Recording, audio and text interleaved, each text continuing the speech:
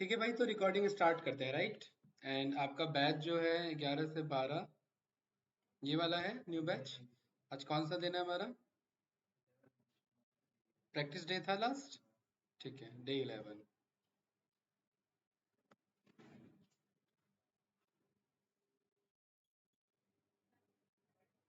क्या बात है, लोड नहीं हो रहा फाइल? डे 11। और आज हम स्टार्ट करेंगे इफ एल्स। ठीक था टॉपिक? ठीक है। इफ एल्स को हम बोलते हैं conditional programming. CONDITIONAL, conditional conditional programming. इसमें होता क्या एक्चुअली, कंडीशंस के बेसिस पे हमारा प्रोग्राम एग्जीक्यूट होता है। मतलब जिस हिसाब से कंडीशन, उस हिसाब से प्रोग्राम एग्जीक्यूट होगा। कैसे? एक छोटा सा एग्जांपल देता हूँ। जैसे मैंने एज यहाँ पर लिखा 18, ठीक है। एंड यहाँ पर मैंने बोला कि इफ आपकी अगर एज ग्रेटर देन या बराबर हो इसके 18 के, तो यहाँ पर आप बोल सकते हैं यू कैन वोट। परफेक्ट। और अगर ऐसा नहीं है, एल्स, यहाँ पर आप बोल सकते हैं यू कैन नॉट वोट या you can't vote, right.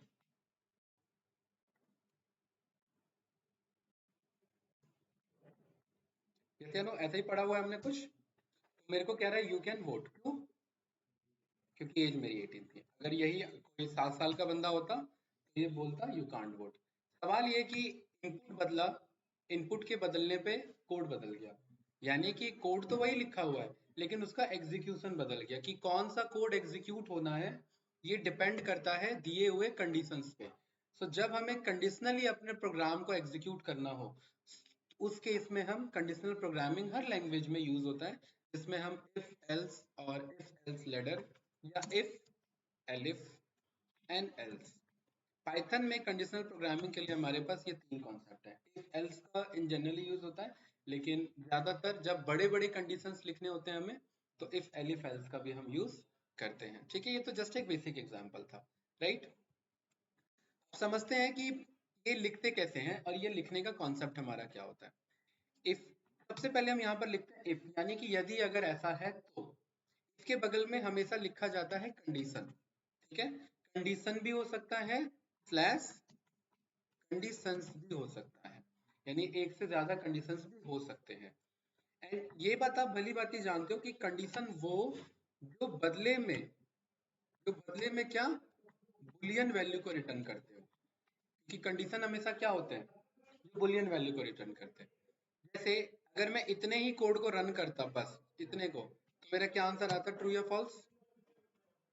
Yes या नो? मतलब ट्रू या फॉल्स के लैंग्वेज में बात होता। इसके बगल में जब भी वो कोड लिखेंगे, हमेशा वो कोड लिखेंगे जिसका रिजल्ट या तो ट्रू के लैंग्वेज में हो या फॉल्स के लैंग्वेज में, मतलब बुलियन लैंग्वेज में वर्क करे। कोई कंफ्यूजन? नो। उसके अलावा और कुछ नहीं चलता। इफ के बगल में हमेशा कंडीशन मतलब ट्रू फॉल्स के रिजल्ट वाले क्वेश्चंस होने चाहिए। ठीक है। देन इसके बाद हम लगाते हैं, ये मैं सिंटेक्स बता रहा हूँ। इसके बाद हम लगाते हैं कॉलन। कॉलन के अंदर, कॉलन के अंदर हम जो कोड लिखते हैं इसे हम बोलते हैं इफ कोड ब्लॉक। क्या बोलते हैं इसे?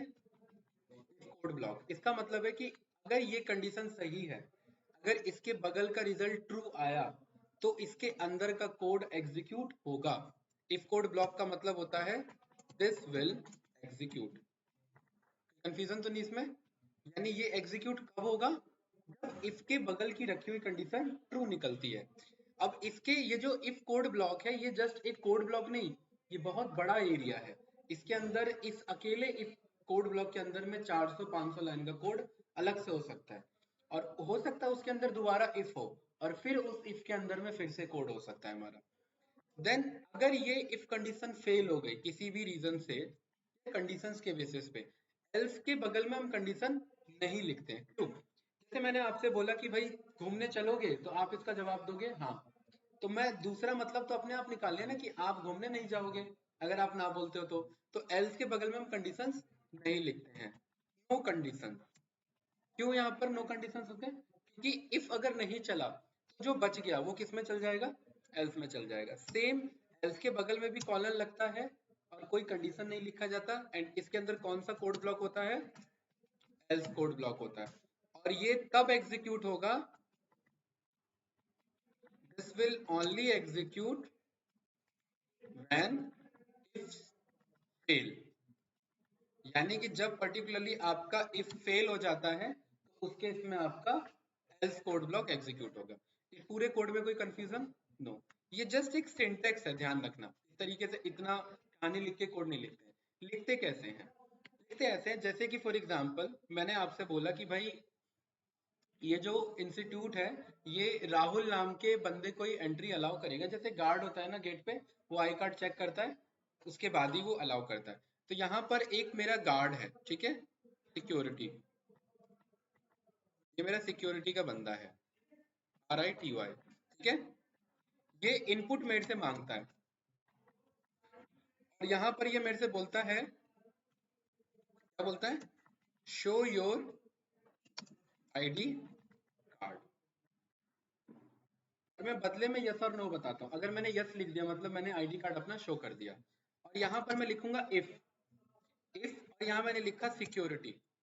अगर सिक्योरिटी के अंदर, क्योंकि मुझे पता है इनपुट के थ्रू आंसर आ रहा है, और अगर आंसर बराबर हुआ किसके? यस के, मतलब बंदे ने ID कार्ड अपना शो कर दिया, तो यहाँ पर मुझे यू या फिर वेलकम बोल दे। मुझे क्यों वेलकम बोल दे? बिकॉज वो अलाउ कर रहा है मुझे।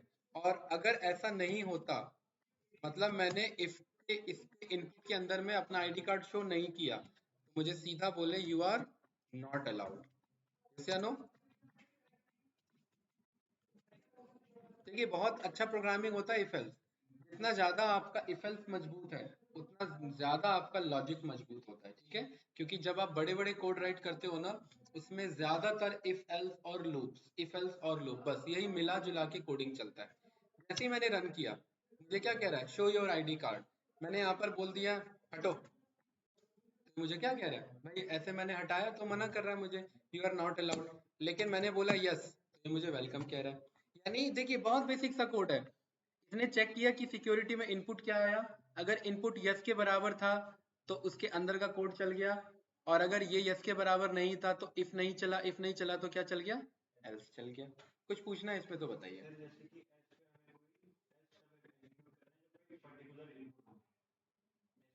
तो एलिफ है ना उसके लिए, हाँ एलिफ है। अगर आप ये चाह रहे हैं कि एल्स अपने आप एल्स ना चले, एल्स तब चले जब कोई दूसरा इनपुट हो, है ना, तो उसके लिए हम एलिफ का केस देखेंगे। एलिफ का मतलब मल्टीपल इफ्स। आप ये चाह रहे हैं ना कि इस इनपुट में ये काम करे, इस इनपुट में ये काम करे, तो वो दूसरा इफ कंडीशन हो गया ना। यस या नो? इसमें कुछ पूछना है तो बताइए। इसमें इजी है, क्लियर है? अच्छा, आपके अकॉर्डिंग और क्या कोड बना सकते हैं हम इसमें? इफ एल्स में सोचिए, रियल लाइफ सिनेरियो सोचिए, बहुत इजी है। एजरा आप बताओ, कोई सिचुएशन बन पा रहा है? भाई पूरा कोडिंग लाइन डिपेंडेंट है इसके ऊपर। फिंगरप्रिंट लगाते हो, फिंगरप्रिंट बैकएंड में चेक करता है। जब आपने स्टार्टिंग में फोन लिया होगा, आपसे फिंगरप्रिंट डेटा रिकॉर्ड करता है, बोलता है ना एंटर योर फिंगरप्रिंट यहाँ पर शो करने के लिए, तो वो फिंगरप्रिंट रिकॉर्ड करता है। और फिर जब लॉक सक्सेसफुली हो जाता है, फिर आप यहाँ पर चेक करते हैं, इनपुट करते हैं, सही डेटा गया फोन ओपन हो जाता है, गलत डेटा गया फोन ओपन नहीं होता। या फिर आप यहाँ पर पिन वाला केस आप बना लेते हैं, सही डेटा होगा फोन ओपन होगा, नहीं होगा नहीं होगा, ठीक है। पूरा कोडिंग लाइन डिपेंडेंट है इफ एल्स के ऊपर में। यानी आप जितना भी आप वेब सीरीज ओपन करते हैं नेटफ्लिक्स पे, पैसा पे नहीं किया है, अकाउंट में वेब सीरीज नहीं आएगा। कॉल करते हैं, रिचार्ज नहीं कराया है, तो कॉल नहीं कर सकते। यानी कि वहाँ कंडीशन लगा, if user has not recharge their particular SIM then he or she is not allowed, particularly उसके बेसिस पे बोल जाएगा। यानी पूरा लाइन इस इफ एल्स के ऊपर टिका हुआ है। बताओ भाई आदरा, कुछ पूछना है? No sir. अब हम यहाँ पर एक और इफ एल्स ले रहे हैं, ठीक है। मैं यहाँ पर बोल रहा हूँ कि एक ना फेसबुक का एक यहाँ पर एक वो बनाना चाहता है लॉगिन जैसा, ठीक है, वेबसाइट या फेसबुक का लॉगिन फॉर्म, ठीक है। जब आप किसी पे लॉगिन करने जाते हैं तो सबसे पहले बोलता है साइन अप। यहाँ पर मैं मैसेज में बोल देता हूँ प्लीज साइन अप, ठीक है। पहला मैसेज आ जाएगा प्लीज साइन अप। और फिर उसके बाद मेरे से क्या मांगेगा? नेम मांगेगा। यहाँ पर मैंने बोल दिया enter your name. And then उसके बाद क्या मांगेगा मेरे से? यूजर आईडी, या नो? इनपुट में मैंने क्या बोल दिया? एंटर योर या क्रिएट योर यूजर आईडी, क्योंकि यूजर आईडी तो हम क्रिएट कर रहे हैं ना।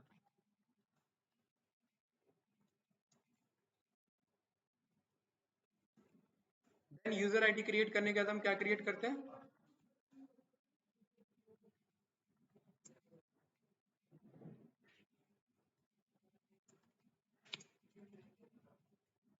परफेक्ट। और अगर यूजर आईडी और पासवर्ड बंदा इनपुट कर लेता है तो मैसेज आ जाता है, you have successfully created your account, proceed, enter yes to sign, ये लॉग इन। ठीक है,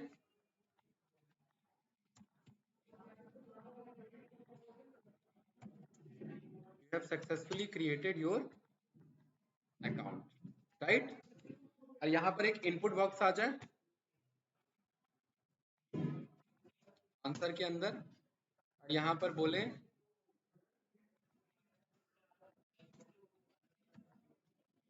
enter yes to log in, yes या नो। ठीक है, अगर वो यस लिखता है तो लॉग इन होगा, नहीं लिखता है तो लॉग इन नहीं होगा। कोई कंफ्यूजन? नो। अब यहाँ पर हम बोलते हैं कि इफ, सारा इफ एल्स का खेल आएगा। अभी तक तो बस हमने क्या लिया, इनपुट इनपुट लिया। इफ बंदे का आंसर अगर क्या होता है, यस होता है, तो उस केस में हम इसके अंदर कोड लिखेंगे। ठीक है, अभी फिलहाल मैं यहाँ पर लिख देता हूँ पास। पास एक मेरा स्टेटमेंट है कि अगर अभी मुझे, ये पास हम तब लिखते हैं जब हमें सोचना पड़ता है कि इफ के अंदर हम क्या क्या लिखेंगे। तो फिलहाल हम क्या लिख देते हैं, पास। मतलब कोड मेरा एरर नहीं देगा, अभी मैं सोच रहा हूँ कि मुझे क्या क्या करना चाहिए, राइट। ठीक है, अब बताइए कि अगर उस वो आंसर यस देता है, इसका मतलब वो लॉगिन करना चाहता है। लॉगिन करना चाहता है तो उस केस में यहाँ पर उससे क्या मांगे भाई। अब वो लॉगिन करना चाह रहा है ना, तो उसमें उससे क्या मांगे, उससे बोले enter your user ID, enter your password. अब मैं इस इफ के अंदर में मैं दूसरा इफ यूज कर रहा हूँ, ध्यान रखना, यूज कर सकते हैं, कोई कंफ्यूजन तो नहीं? नो। इसे हम बोलते हैं नेस्टेड इफ एल्स। क्या बोलते हैं? Nested if else. नेस्टेड का मतलब एक इफ एल्स के अंदर में एक इफ एल्स, जैसे नेस्टेड लिस्ट होता है, टपल होता है, वैसे। तो यहाँ पर मैं बोल रहा हूँ कि यू आई डी, इस बार मैंने क्या नाम ले लिया, यू आई डी, और इनपुट में बोल दिया मैंने enter your user ID, right. ठीक है, उधर ही होगा विजय सर के कैबिन में, राइट। ठीक है, एंड यहाँ पर सेम एज इट इज मैंने पासवर्ड बोल दिया, इनपुट में एंटर योर, कंफ्यूजन। देखिए वो पहले बना के रखा हुआ उसने, वो डेटाबेस में स्टोर हो चुका है, और अब यहाँ पर क्या कर रहा है, इनपुट कर रहा है।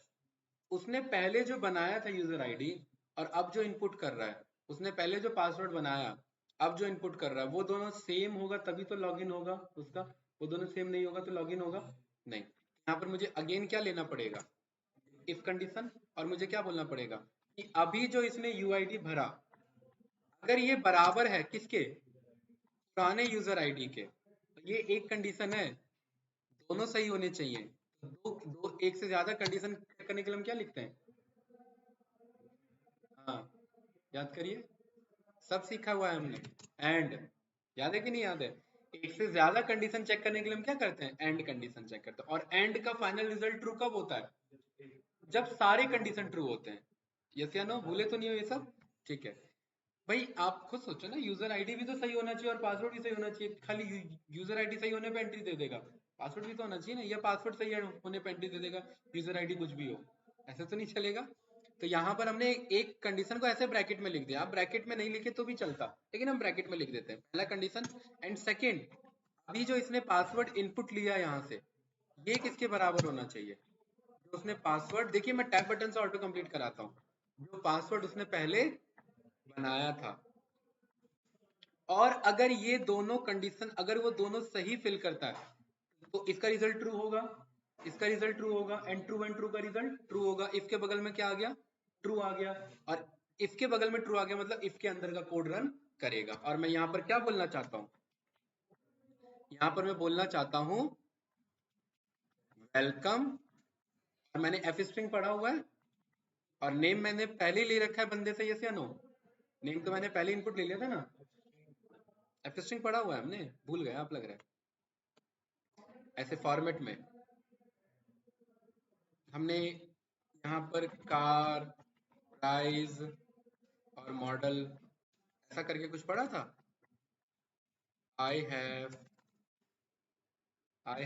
ऐसे कार है, ऐसा नहीं पढ़ा था कुछ। चलिए ठीक है, मैं बता दूंगा ऐसे, फिर इस टॉपिक को अभी हटाओ। ठीक है, यहाँ पर मैं बोल देता हूँ एफ स्ट्रिंग के कॉन्सेप्ट को भी हटाओ। फिर यहाँ पर मैं सीधा बोल देता हूँ वेलकम, क्या ले लेना नेम, इतना तो पता है मुझे। जो भी नेम है उसके बगल में क्या आ जाएगा, वेलकम आ जाएगा। जैसे उसने करण लिखा तो क्या आ जाएगा, वेलकम करण। और अगर ये सही नहीं होता है, इसके एल्स में ध्यान रखना, इसके एल्स में, ये किसका एल्स है, इस छोटे वाले अंदर वाले इफ का एल्स है, वो बाहर वाले इफ का एल्स है। इसके एल्स में क्या बोले भाई, उसने पासवर्ड और यूजर आईडी गलत दिया होगा ना कुछ, तो यहाँ पर क्या बोले, हाँ इनकरेक्ट यूजर आईडी और पासवर्ड। ये नहीं बताएंगे कि गलत क्या है, बस ये बोलेंगे कुछ दोनों में से कुछ भी गलत है। करेक्ट यूजर आईडी, और अगर एंड लिखते तो मतलब दोनों गलत किया है बंदे ने, हम वो क्यों बताएं दोनों गलत किया, हम तो बोलेंगे कुछ भी कोई एक गलत है इसमें, राइट। Confusion no. यहां तक मेरा ये इफ वाला कोड कंप्लीट हो गया, कंफ्यूजन इसमें नो। अब अगर बंदे का आंसर यस था तब ये कोड चला, और ये आंसर यस का मतलब वो लॉगिन करना चाह रहा था।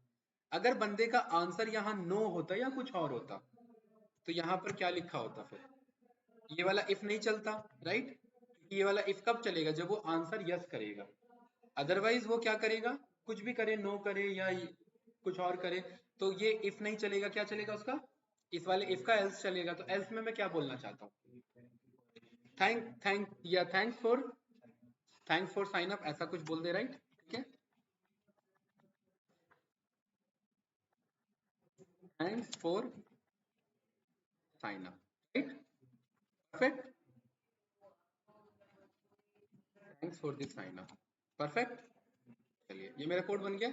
इस पूरे कोड को हमने रन किया, क्या कह रहा है मुझे, पहला कोड मेरा क्या कहता है, please sign up, line by line चलेगा देखना। उसके बाद अगला कोड क्या कहता है मेरा, एंटर योर नेम, क्या मांग रहा है मेरे से, नेम मांग रहा है। मैंने क्या नाम लिखो इधर, में गौरव ही लिख देता हूँ, चलिए गौरव। अगला कोड क्या कहता है मेरा, नेम के बाद क्रिएट योर यूजर आईडी। मैं जैसे ही रन करूंगा क्या मांगेगा मेरे से, क्रिएट योर यूजर आईडी मांग रहा है। ठीक है, मैंने यहाँ पर क्या यूजर आईडी रखूंगा बताओ, कुछ भी बताओ ऐसी रैंडम, गौरव गौरव 1997 ऐसा कुछ यहाँ मैंने लिख दिया, क्लियर है। ठीक है, ये आपका यूजर आईडी है। @ टेक विद्या भी लिख दिया। चलिए ये एक आपने एक यूजर आईडी बना रखा है, कोई कंफ्यूजन नो। ध्यान रखना गौरव 1997 @टेक विद्या। ऑल्दो अभी तो ये मुझे शो करेगा क्योंकि प्रिंट में दिखा देता है इनपुट फंक्शन। अब मेरे से क्या कह रहा है, अगला कोड क्या कहता है, पासवर्ड। अब मैं पासवर्ड बनाना चाहता हूँ, कोई भी एक पासवर्ड बताइए, गौरव DAU गौरव @123 लिख देता हूँ, ये आपका क्या है, पासवर्ड है। अब क्या कह रहा है मुझे, you have successfully created your account, क्योंकि मेरा मैसेज क्या कहता है कि जैसे ही यूजर आईडी और पासवर्ड इनपुट हो जाए, सीधा क्या बोलना, you have successfully created your account, perfect. ठीक है, अब मेरे से क्या पूछ रहा है, लॉगिन करना है या नहीं करना है। मैंने यहाँ पर क्या बोल दिया, यस बोल दिया। फिर मुझे क्या कह रहा है, पहले बोला था क्रिएट, अब मुझे कह रहा है एंटर, और एंटर में मुझे वही यूजर आईडी डालना है। क्या था मेरा user ID, Gaurav 1997 @Vidya, and enter your password. Password क्या था मेरा, गौरव @123। अगर ये दोनों सही है तो क्या बोलेगा मुझे, वेलकम गौरव बोलेगा। क्यों, क्योंकि नेम लिखा था। क्या कह रहा है मुझे, वेलकम गौरव। ये पूरा कोड काम कर रहा है कि नहीं कर रहा है। अब इसी कोड को रीरन करते हैं। अब देखिए जब जब ये रन होगा तो तब तक ये नया कोड बनेगा। अब गौरव का डिटेल वाइप आउट हो चुका है क्योंकि ये कोड स्टार्टिंग से रन हो रहा है। अब फिर से कह रहा है एंटर योर नेम, इस बार मैंने नाम ले लिया एजरा। ठीक है, यूजर आईडी मैंने यहाँ पर ले लिया एजरा @विद्या। ठीक है, और कैपिटल ई रखा है मैंने, ध्यान रखना इस चीज का। पासवर्ड मैंने कर दिया एजरा @123। ठीक है, और अब मैं कहना चाहता हूँ नो। नो में मुझे क्या बोलता है ये, thanks for the sign up, right. मैंने यहाँ पर कर दिया नो, तो क्या कह रहा है मुझे, thanks for the sign up. यानी कि कोड में ऑलरेडी बता चुका हूँ कि अगर ऐसा केस बनता है तो ये काम करो, अगर ऐसा सिनेरियो बनता है तो ये काम करो। इसी कोड को रन करते हैं। पहला कॉम्बिनेशन देख चुके हैं, सब कुछ सही था। दूसरा कॉम्बिनेशन देख चुके हैं जब ये मना करता है। तीसरा कॉम्बिनेशन जब कुछ गलत इनपुट करता है, राइट। तो एंटर योर नेम यहाँ मैंने कर दिया करण। करण का मैंने यूजर आईडी बना लिया करण@techvidya एंड पासवर्ड करण@123। एंटर यस कर दिया मैंने। एंड करण@विद्या। और पासवर्ड में बाय मिस्टेक को भूल गया कि मेरा कैपिटल के था या स्मॉल के था। KARAN@123। बनाते वक्त क्या है स्मॉल के, और फिल करते वक्त वो गलती कर रहा है, तो क्या बोलेगा मुझे, इनकरेक्ट यूजर आईडी और पासवर्ड। मुझे कह रहा है कि नहीं कह रहा है, राइट। यानी मैंने अपने कोड के फ्लो को क्या कर लिया, कंट्रोल कर रखा, कि इस तरीके से नहीं इस तरीके से वर्क करे। कंडीशनली मैं अपने कोड को प्रोग्राम कर रहा हूँ, और इस तरीके से सारी चीजें इफ एल्स वर्क करती है। बहुत ईजी है, समझ में आया? कुछ पूछना बताया? हाँ, वो ओवरराइट हो जाएगा, इसलिए हम अलग नाम से स्टोर करेंगे उसे। अगर मैं यूजर आईडी ही करता तो वो यूजर आईडी फिर हट जाता, फिर उसका बनाने का कोई फायदा नहीं होता। फिर आप कंपेयर किससे करते, फिर आप कंपेयर नहीं कर पाते ना। पहले जब बनाओगे उसे अलग नाम से स्टोर करना है, दोबारा जब इनपुट लोगे उसे अलग नाम से स्टोर करना, और दोनों को चेक करना है क्या दोनों सही है। अगर एक ही नाम कर दोगे तो हमेशा सही ही मिलेगा ना, ठीक है। इसीलिए ये मिस्टेक हो जाता है, राइट। इजी है इफ एल्स हमारे, देखिए इतना तो इफ एल्स का ही कोड था बस, बाकी नॉर्मल इनपुट्स थे हमारे, राइट। ठीक है, अब ऐसे ही हम सीखते हैं if elif else. If elif और एल्स, अगर मुझे एक से ज्यादा इफ पूछने होते हैं, एक से ज्यादा इफ्स पूछने होते हैं, तो मैं मल्टीपल इफ्स नहीं लिखता, अनलेस और अनटिल वो इंडिविजुअल अलग अलग कंडीशन नहीं है। तो अगर एक से जुड़ा हुआ दूसरा कंडीशन है तो मैं मल्टीपल इफ नहीं यूज करूंगा। अगर अलग अलग कंडीशन है तो फिर मैं मल्टीपल इफ यूज कर सकता हूँ। कैसे? जैसे ये इफ अलग है, ये इफ अलग है, इसका कोई लेना देना नहीं है। लेकिन अगर एक इफ दूसरे से जुड़ा हुआ है तो एलिफ यूज होता है। क्लियर? और एलिफ से डायरेक्ट कोड स्टार्ट नहीं होता, एलिफ के लिए इफ होना जरूरी है। एलिफ का मतलब होता है एल्स इफ, मतलब ये वाला कोड रन करो, ऊपर वाला इफ नहीं चला तो एल्स ये वाला इफ रन करो, और लास्ट में हमेशा एल्स लिखा होता है, ठीक है। जैसे मैं यहां पर पर्टिकुलरली 3 नंबर के बीच में कंपेयर कर रहा हूं कि तीनों में छोटा कौन है। कंफ्यूजन? ठीक है, smallest amongst AMONGST 3 numbers, right. A is equals to मेरा है 23, B इज इक्वल्स टू है 12 and C is equals to है 34। आपके अकॉर्डिंग कौन है स्मॉलेस्ट? B है। लेकिन हमें लॉजिकली इस चीज को अचीव करना है कोड के थ्रू, कैसे हो सकता है बताइए। मैं यहाँ पर बोलता हूँ मैं कंडीशंस बनाऊंगा। देखिए मैं पहले इस ए को चेक करूंगा इन सब से, क्या बोलूंगा कि इफ ए अगर मेरा छोटा निकलता है बी से, एंड वही ए छोटा निकलता है किससे, सी से, तो इसका मतलब कौन छोटा है, ए छोटा है। यहाँ पर मैं क्या लिख सकता हूँ, ए इज स्मॉलर, ठीक है। ए इज स्मॉलेस्ट, ठीक है, क्योंकि 3 में चेक करें ना।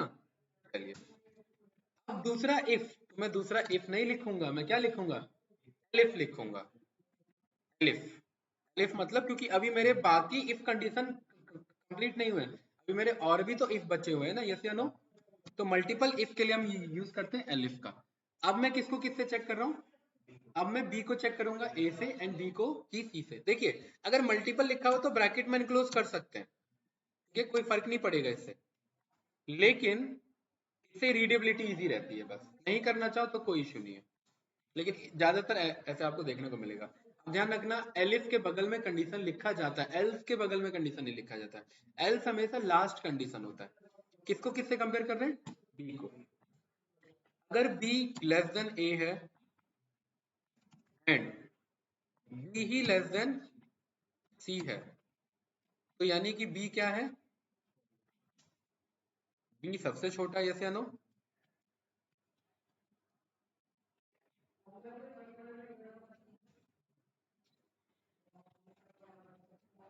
आप बताओ कि सी जो कंडीशन है, क्या उसके लिए मुझे एलिफ लिखना चाहिए या मैं एल्स लिख के छोड़ सकता हूँ? कैसे? सोचो थोड़ा सा। मैं ए को चेक कर चुका हूँ। अगर मेरा ए सच में छोटा होगा बी से, ए सच में छोटा होगा सी से, तो ये कोड चल जाएगा। अगर मेरा बी छोटा होगा ए से और बी छोटा होगा सी से, तो ये कोड चल जाएगा। और जो बचा हुआ कोड है वो तो एल्स में अपने आप चल जाएगा ना। यानी मुझे लास्ट कंडीशन, देखिए जब भी लास्ट कंडीशन हो कोई, उसके लिए एलिफ लिखने की जरूरत नहीं है, वो एल्स से भी काम चल सकता है। एल्स मतलब कौन बड़ा हो, वो कौन सबसे छोटा हुआ, एल्स में चेक करने की जरूरत तो होती नहीं है, तो सीधा हम क्या बोल सकते हैं, सी इज स्मॉलेस्ट। ऐसे ही रन किया तो मुझे क्या कह रहा है, आपके अकॉर्डिंग कौन सा था, बी था। चलिए आप बताइए कौन है स्मॉलेस्ट, ए। आंसर क्या आना चाहिए, ए इज स्मॉलेस्ट। आप बताइए, बी इज स्मॉलेस्ट। अब तो आ रहा है कि नहीं आ रहा है, कोई कंफ्यूजन? यानी कि आप ये समझ गए कि इफ एलिफ एल्स का यूज करके मैं मल्टीपल कंडीशंस को चेक कर सकता हूँ। कोई कंफ्यूजन इसमें? नो, कोई डाउट नहीं, ठीक है। अब हम इसी इफ एल्स का यूज करके, इफ एलिफ एल्स का यूज करके, अब हम एक स्कूल के लिए एक स्कोर कार्ड सिस्टम बना रहे हैं, जहां पर बंदे के मार्क्स इनपुट हो और अपने आप मेरा क्या आ जाए, उसका स्कोर आ जाए कि उसने कितने परसेंट स्कोर किया और उसका ग्रेड क्या है। ठीक है, ग्रेडिंग सिस्टम, ग्रेडिंग सिस्टम। यहाँ पर मुझे सब सब्जेक्ट के मार्क्स लेने हैं। मैं ज्यादा सब्जेक्ट नहीं, बस 5 लेता हूँ, मैथ्स, इंग्लिश, हिंदी, और बताइए और क्या क्या होते हैं, साइंस और एसएसटी लास्ट। राइट, मेजर यही होते हैं सब्जेक्ट, ठीक है। देखिए या तो मैं नॉर्मल नंबर डाल दूं या मैं इनपुट बॉक्स के थ्रू ले लूं। मैं किसके थ्रू ले रहा हूँ, इनपुट के थ्रू। एंटर मैथ्स मार्क्स, ठीक है। और मुझे पता है इनपुट फंक्शन के थ्रू जो भी आंसर जाता है वो स्ट्रिंग बन जाता है। लेकिन मैथ्स तो मेरा कैसा नंबर होना चाहिए, इंटीजर या फ्लोट। भाई जरूरी थोड़ा ना एग्जैक्ट नंबर आए, फ्लोट भी हो सकते हैं, राइट। मुझे क्या बोलना पड़ेगा, फ्लोट में। वो 5.5 नंबर भी तो ला सकता है ना। तो मैंने इसी कोड को क्या कर लिया, कॉपी कर लिया। और मुझे क्या बदलना है बाकी सब में, सब्जेक्ट नेम बदलने। इंग्लिश इस वाले में, हिंदी इस वाले में, साइंस और इस वाले में एसएसटी। परफेक्ट। देन उसके बाद मुझे क्या करना है, मार्क्स अचीव्ड। मार्क्स अचीव्ड क्या होगा मेरा, एक होता है टोटल मार्क्स, मार्क्स अचीव मतलब मार्क्स ऑब्टेन्ड होता है ना हमारा। मार्क्स ऑब्टेन्ड मतलब कितने मार्क्स आए, कितने मार्क्स आए वो कैसे पता लगेगा, कसम। Maths plus English plus Hindi plus science plus SST. Then उसके बाद होते हैं टोटल मार्क्स। टोटल मार्क्स क्या होते हैं हमारे, भाई 500 मार्क्स का पेपर हुआ ना हमारा, 5 सब्जेक्ट है तो कितने मार्क्स का पेपर हुआ, 500। परसेंटेज, परसेंटेज कैसे पता लगता है, कि जब मैं मार्क्स ऑब्टेन्ड को डिवाइड कर देता हूँ टोटल मार्क्स से और इस पूरे को मल्टीप्लाई कर देता हूँ किससे, 100 से, मेरा क्या आ जाता है, परसेंटेज आ जाता है। यही है हमारा एक्चुअल। अभी तक तो कुछ भी इफ एल्स नहीं लगा है, ये तो बेसिक मैथमेटिक्स है, ठीक है। इफ यहाँ से स्टार्ट होता है कि अगर इसके मार्क्स, ठीक है, परसेंटेज यानी कि इसके परसेंटेज अगर 90 अबव आए तो उसे कौन सा ग्रेड मिलना चाहिए, ए प्लस, ठीक है। Percentage greater than is equals to what, greater than और इज इक्वल्स टू 90, तो उसे क्या मिलना चाहिए, print you have scored A plus, ठीक है, ठीक है। यू हैव स्कोर्ड, एक काम करते हैं ए प्लस ही लिख देते हैं, ठीक है। परसेंटेज भी शो करना है इसके बगल में या जस्ट स्कोर, ये जस्ट ग्रेड बताइए, परसेंटेज। और इसके बगल में मैं क्या बता देता हूँ, परसेंटेज। एलिफ, एलिफ मतलब अगला कंडीशन। परसेंटेज का रेंज होगा एक, कोई ग्रेटर देन लेस देन नहीं होगा। कितने से कितने के बीच में? 80 से 90 के बीच में। 80 से 90 के बीच में कितने आएंगे इसके? ए, यानी कि इसने परसेंटेज, अगर इसका percentage greater than is equals to है किससे? 80 से ज्यादा या 80 के बराबर, एंड लेस देन किससे? 90। उस केस में इसने कितना स्कोर किया? ए, सेम कोड हमारा रहेगा, ठीक है। एलिफ, मैंने इसी कोड को उठा लूं पूरा, क्योंकि मुझे तो अभी मल्टीपल टाइम यही लिखना है। अब उसका रेंज कितना है? अगर उसने 70 से ज्यादा या उसके बराबर किया और किससे कम किया? 80 से, तो कितना आना चाहिए उसे? बी प्लस, ठीक है। सेम, अगर उसने 60 से ज्यादा किया एंड 70 से कम किया, तो कितना आना चाहिए? B grade. एलिफ, ये सब एलिफ क्यों चल रहा है अभी? क्योंकि हम लास्ट कंडीशन पे नहीं पहुंचे। 50 के बराबर या 50 से ज्यादा एंड 60 से कम, तो क्या मिलना चाहिए उसे? सी। सी का कुछ प्लस नहीं होता, राइट? देन उसके बाद 40 से ज्यादा एंड 50 से कम, तो क्या मिलना चाहिए इसे? D grade.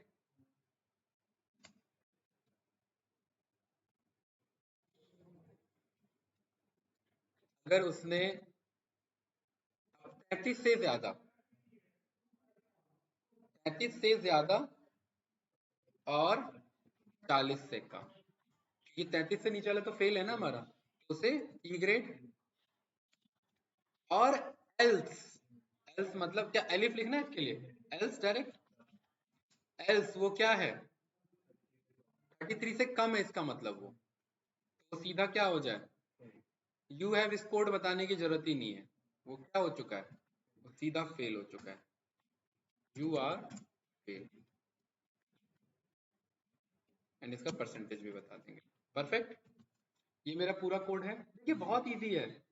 एल्स अगर आप समझ गए तो कंडीशनल प्रोग्रामिंग बहुत इजी हो जाता है। बस लॉजिकली समझते चलना है। अभी तक ऐसा इसमें हमने कुछ भी नहीं लिखा जो हमने नहीं पढ़ा हुआ है, राइट? हम इस तरीके से इसे यूज कर सकते हैं। परफेक्ट, चलिए इस कोड को टेस्ट करें, ग्रेडिंग सिस्टम को। अब देखिए इससे पहले ना यहाँ पर ना ये थोड़ा सा मैं स्पेस ले लेता हूँ, अदरवाइज मार्क्स मेरे चिपक जाएंगे, है ना? इस तरीके से।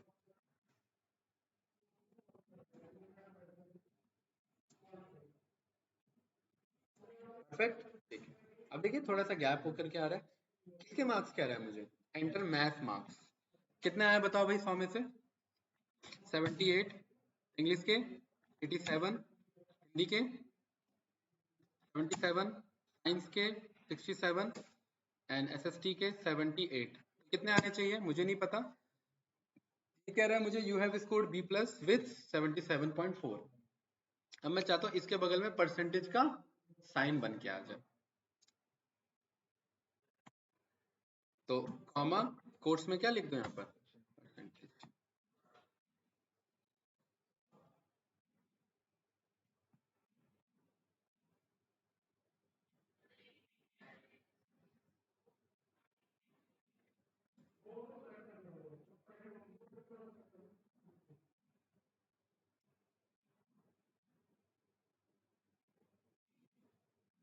बढ़िया है, ठीक।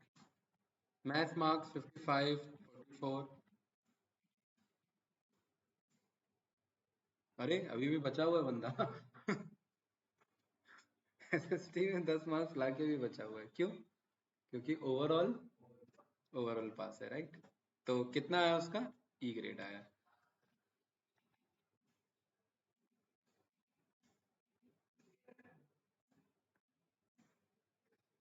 हाँ, अब यहाँ पर खेल आ गया, मुझे इसलिए ऐसा नंबर चाहिए था। रिजल्ट सही है हमारा। You have scored A plus, कितना परसेंटेज? इतना।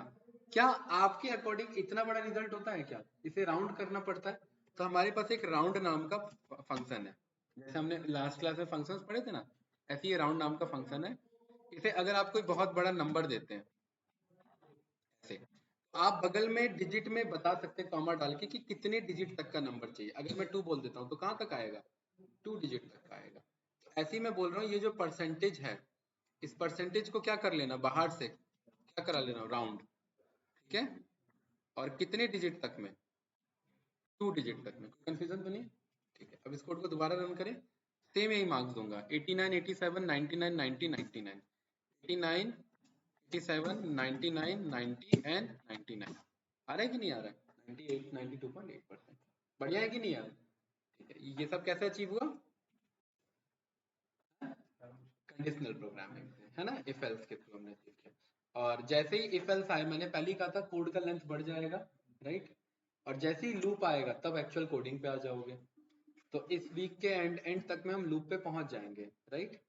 तो इस तरीके से हम पर्टिकुलरली इफ एल्स का यूज करके एक बेसिक सा, जो आप लोग के अंडरस्टैंडिंग के लिए हमने ग्रेडिंग सिस्टम यहाँ पर बना लिया। कोई कंफ्यूजन इसमें, कुछ पूछना है तो बताइए। Ezra, yes sir. बताइए, कुछ पूछना है इसमें, नो सर। इजी है, ठीक है। अब आपको ऐसी एक टास्क मैं दे रहा हूँ, आपको एक इवेंट या ट्रिप प्लानर नाम से एक आपको कोड बनाना है। उसमें आप उससे बजट मांगेंगे, ठीक है, कि उसका बजट कितना है, ठीक है। और दूसरा और क्या बोल सकते हैं, और डिस्टेंस, वो कितने दूर तक जाना चाहता है, 2 इनपुट लेंगे उससे। और इफ एल्स का यूज करके आप उसे बताएंगे, केसेस बताएंगे। जैसे उसने लिखा कि मेरा बजट है 10,000 और मैं 500-600 डिस्टेंस ट्रेवल कर सकता हूँ। तो आप इफ बनाएंगे कि if budget less than is equals to या greater than is equals to 10,000 and distance greater than is equals to this, then he or she can explore या कैन ट्रेवल पर्टिकुलरली, कुछ 4-5 नाम दे दो, बनारस हो गया, लखनऊ हो गया, ऐसी कुछ 3-4 डेस्टिनेशन प्लेस दे दो। ऐसा करके हो सकता है, जैसे है नो, ये टास्क कर सकते हो, ठीक है। ये टास्क मैं आप लोगों पे ट्रिप प्लानर छोड़ रहा हूँ, इसको एग्जीक्यूट करके आना, कल एक बार जरूर दिखाना है इसे मुझे, राइट। कल फिर हम इस पे वर्क करेंगे अगर नहीं होता है तो, एंड देन इफ एल्स के आगे का कोड हम सीखेंगे और इफ एल्स के बेसिस पे क्या कर सकते हैं, ठीक है। कोई कंफ्यूजन तो नहीं, नो।